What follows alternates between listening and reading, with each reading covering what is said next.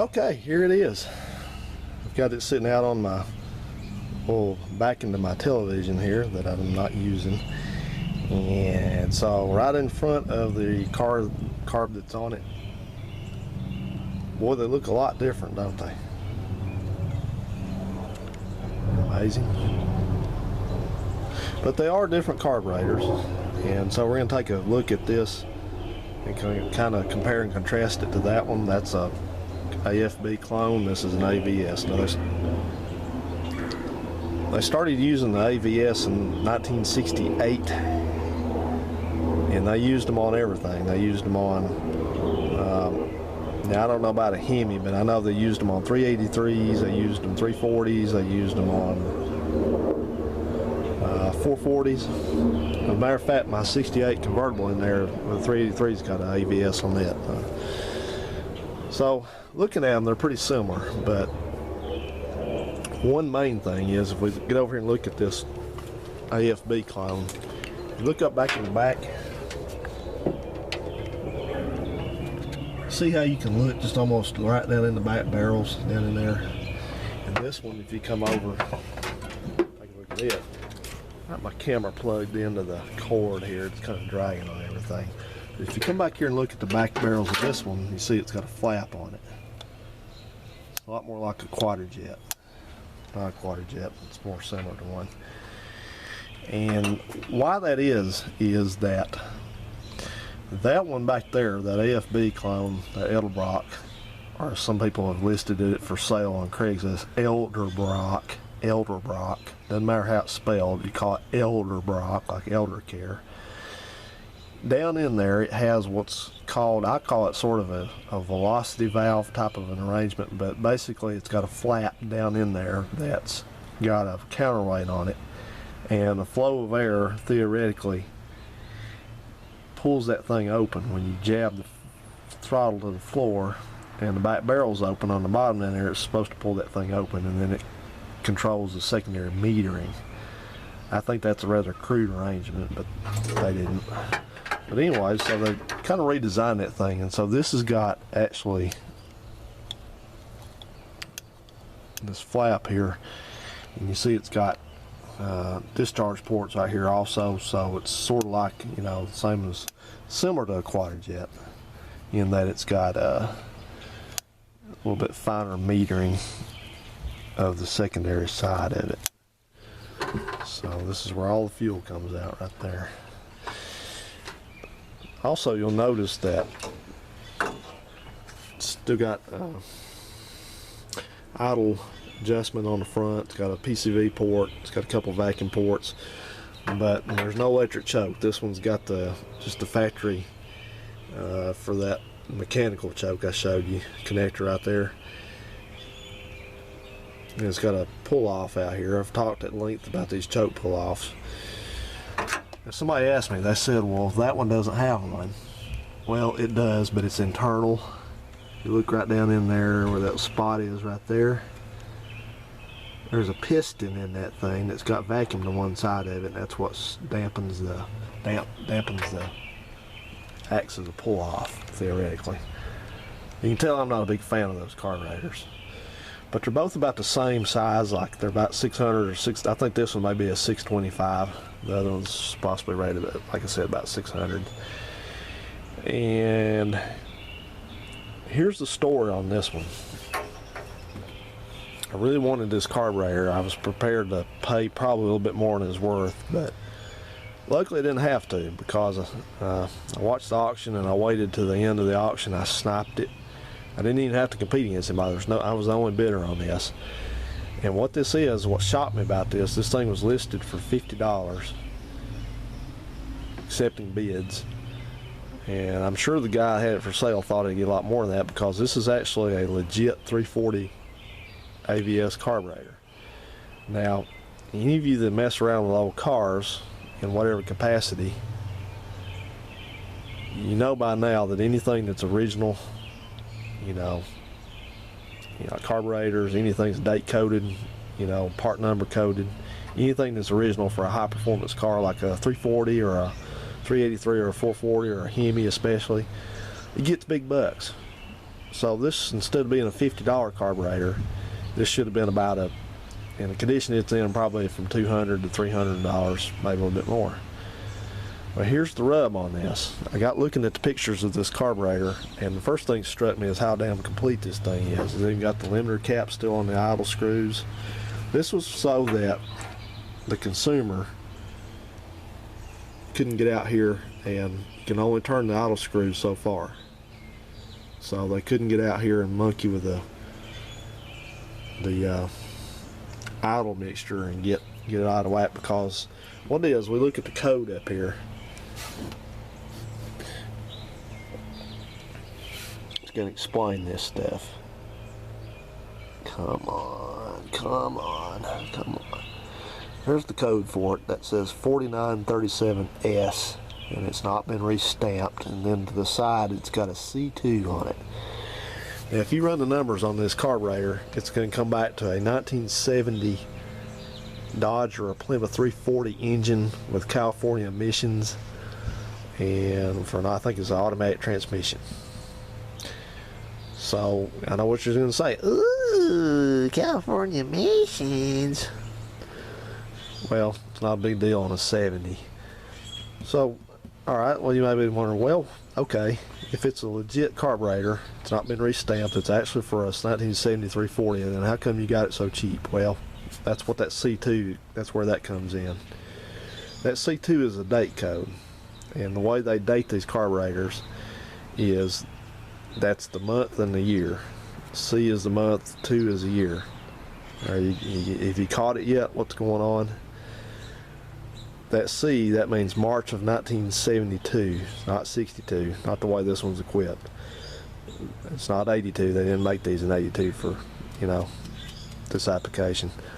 So as you figured it out, this is an over-the-counter replacement AVS carburetor. It's coded for the right thing, but it's got the wrong date code on it. So that means if you had a 1970 Dart Swinger with a 340 in it in California, and you had carburetor problems, or you took it into the dealer to have it looked at, and they had to put another carburetor on it, then they went into the parts department and they either ordered, or they already had one, probably had to order one, a carburetor from Carter, or from probably their, wherever they probably kept carburetors in stock someplace, central location, I guess.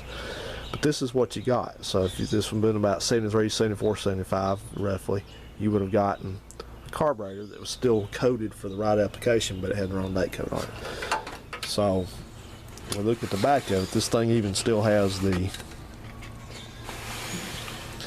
got some kind of a stamp right there. I'm not sure what that's for. I didn't know they ever got stamps, but it's even still got the easily lost and often lost tag on it that says 4937S, and that corresponds to what we saw up front, and then there's the date code 073 of 2. It's the same deal as that date code down there, same format. 073, that means this was made the 73rd day of 1972, which would be 73 days into the month. The year would be about the second week of March, somewhere in there. And then it's got a 72 here, and normally that's supposed to be the 2 last digits of the part number. I don't know in this case if they just started putting the year for that. Don't know on that, but anyway, it all adds up. It's a 72 carburetor. It's for a 70, but it's a 72 carburetor. And it gets even better. Since it's a California spec carb, it doesn't mean it's a worse carburetor. It just means it has some things that actually I like. That's why I really wanted this thing. It has this thing, which is expensive to buy these if you can find them, but this is it's got an electric plug on the bottom right here, but this is a little idle solenoid. And I was thinking about how this works. I was thinking at first that it's maybe something for the air conditioner, but I was wrong on that. If I'm not mistaken, the way this normally works is this thing would normally have power to it whenever the key is turned to on, and it would extend, and it would always be extended irrespective if it had air conditioning. and then this would serve to adjust the base idle right here. It would be up against this carburetor. The secondary side's frozen up on it. It still looks good, it's clean, it's just not ever been used, I guess, and so it's not seated in its idle position, or somebody's got the screw back turned all the way in, I guess. But you know, they're all suspicious of this thing. But this is the way that's supposed to work, and what would happen is that screw that would set the base idle speed, and then what happened when you cut the engine off, that thing would retract in like that.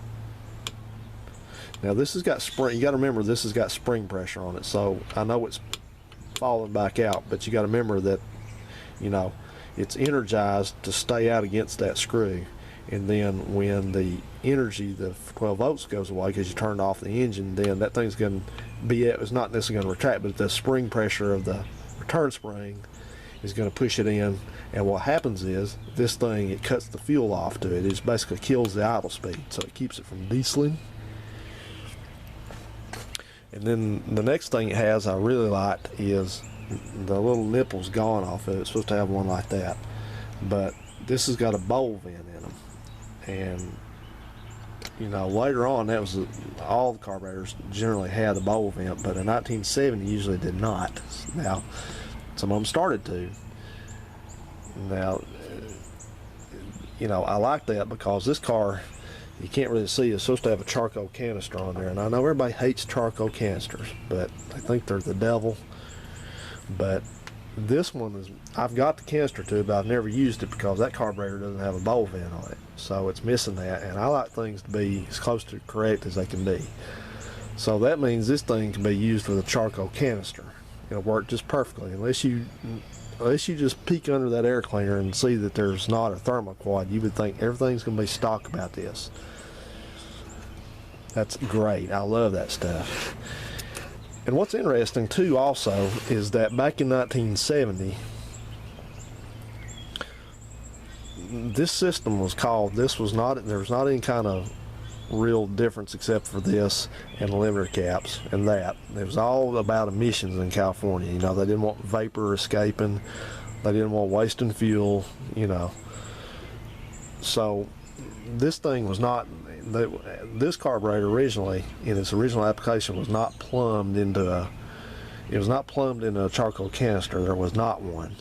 What it was this car, if this was a 1970 Duster, it would have the special gas tank back there, which was called the four-corner ventilation system.